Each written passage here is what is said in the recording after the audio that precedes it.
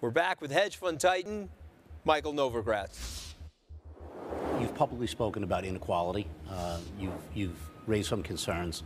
You know, here we are at this conference. Income inequality. Yeah, income inequality. You know, share with us how you see that, and how does the issue get solved? If you look at the last 35 years, through Republican or Democrat administration, the percentage of earnings that go to capital versus labor has shrunk. I had an interesting meeting with the CFO of Uber, and Uber's the fastest growing company maybe in the history of the planet, and it's a brilliant idea, and they were raising capital, and they had started their roadshow at $25 billion valuation, and a week later the valuation had jumped to 40. And so in describing why that was a $40 billion valuation, after having wowed us with the growth dynamics that you've never seen. Well, did the valuation go up $15 billion just because they went on the roadshow and told the story? Yes. That's amazing. Well, and I asked them, you know, how you justify the valuation. And so he took me through their business model, and roughly employees, their drivers get between 20 and 25% of the fee, of the fare. And the thought was, if we could raise that to 25 to 30% on new drivers, maybe grandfather the old guys in, our margins would go up. And if you look at the growth and you add that extra pure margin, you know, we make a lot more money, and we justify this $40 billion valuation. And I asked a cheeky question. I said, well, listen, you've got happy employees, you've got happy customers, you've got happy shareholders. The holy triumvirate are all really excited about your company. Why are you going to risk that and push the employees' salary down by 5%, even though they're voluntarily taking these jobs and they might not have had jobs? And without missing a beat, he was like, well, because we can. And I'm not trying to disparage the guy at all. They're building a great company. What's happened in the last 30 years is that shareholder value has become the only metric that many companies seem to hold. It's a dangerous thing, you know. With the older model, the Henry Ford model was, let's pay these guys enough money to afford the cars that they're producing. You know, we've gotten off of that cultural standard, haven't we? And some of that, I think, is we have a world where the Forbes list gets published, and that this guy's worth $35 billion, he's worth $8 billion, and 12, and so there's been this craziness at the top. So it sounds like you want corporate America, though, to have some more responsibility in being an agent of change. My friend Paul Jones and Ray Dalio have come up with this concept called just capital, where they're going out to a survey of American people and saying, what do you care about in companies? Do you care about how they treat employees, how they pollute the earth? Do they do a good service or not? You know, are you a cigarette company or a Coca-Cola company, you know, a soda company, is that good or bad? Not making their own judgment, but asking a wide array of people to say this is important, and then hiring a team to rate all these companies.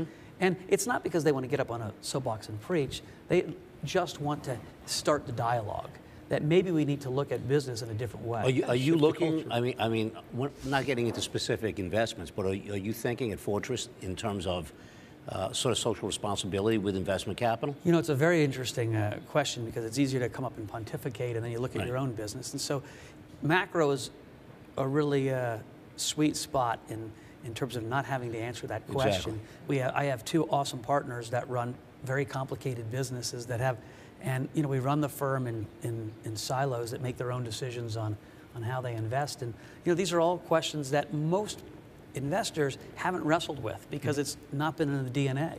Yeah. What are your thoughts on 2016? But before I ask you that, what are your thoughts on President Obama and his potential successor? So I think Obama will go down as a disappointment. And it's a little unfair because I guess if you were a historian, he probably was just another okay president. The expectation, the hopes and dreams of so many people, because he was so articulate, because he was our first black president, because he was young, were so high. And he came at a time when we needed leadership. He came at a time post-crisis where... So what are the 3 or 4 reasons why he's a disappointment in your mind? I think deep down, while he gives great speech and he's very smart and intellectual, he didn't really want or understand what it took to be the president. I think you were here, Michael, when President Bush spoke Gary and I had him in the green room, and I said, you know, Mr. President, tell us something about the presidency none of us would know. Is there a secret box? Is there a capsule like Harrison Ford had on Air Force One?